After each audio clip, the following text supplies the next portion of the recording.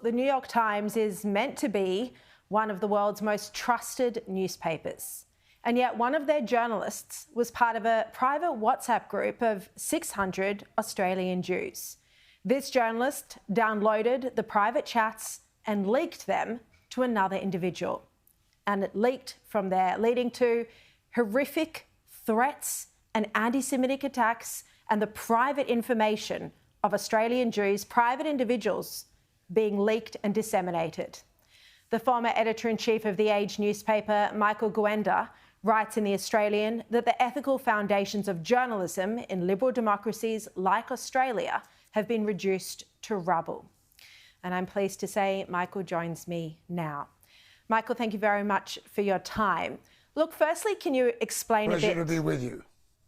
How did it come to light that a New York Times journalist had originally leaked the information about hundreds of Australian Jews?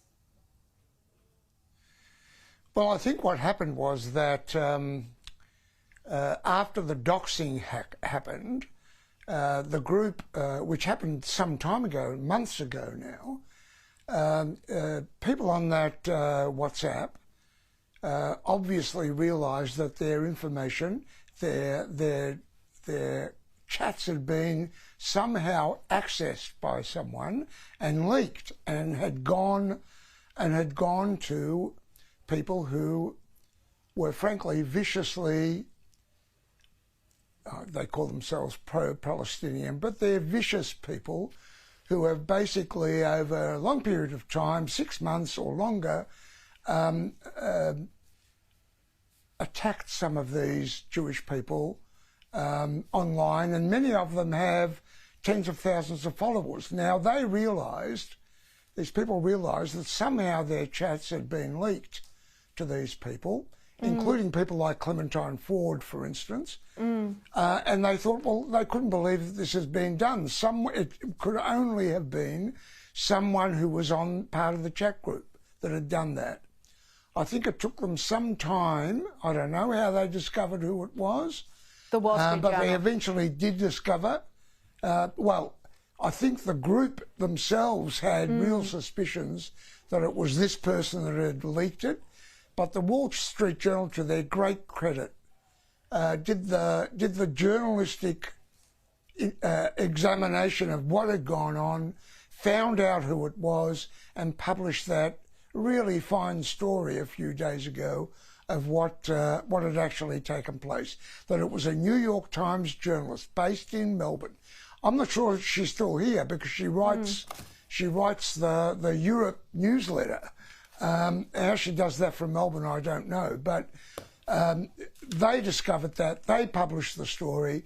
It was a good story. But I think, to the great shame of Australian journalism, this story had to be done by the Wall Street Journal rather than one of the newspapers here in Australia. Very good point. Now, Michael, you've written a letter to the New York Times leadership.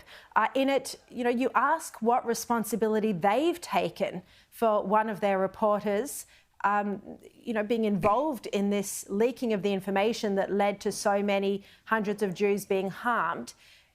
Do you think they have taken enough responsibility? They haven't even really reported on this at all. No, they've taken no responsibility, in my view.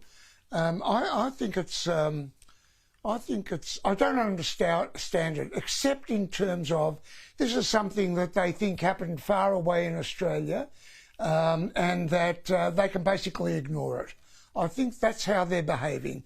I thought to myself, if this had happened to, say, a group of 600 American Jews, that their information had been leaked in this way by a New York Times reporter, could they have ignored the story the way they have? I doubt that they could have. But to me, this is just absolutely an example of journalistic cowardice. I wrote to them, I said, you pride yourself on being fearless in your reporting.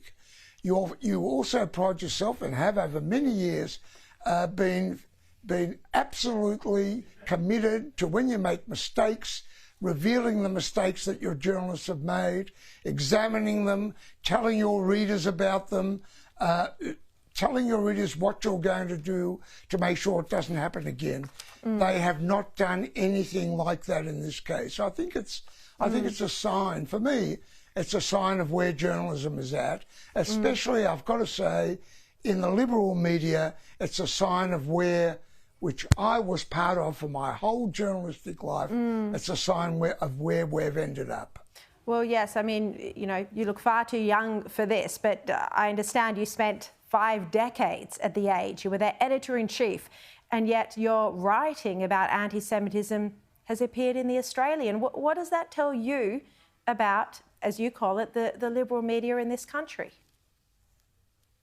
Well, I'll tell you one thing it tells me, that The Age and papers like The Age, and I think this is probably true about the ABC as well, that the executive producers, the news directors, the editors have lost control of their newspapers and their television stations and their news outfits. I think that we've reached a point now where editors, I feel like this has happened, editors are really captives of their staff. And I think the truth is that there are many people on papers like The Age, the Sydney Morning Herald, that have staff that would be appalled if I was allowed to write for them.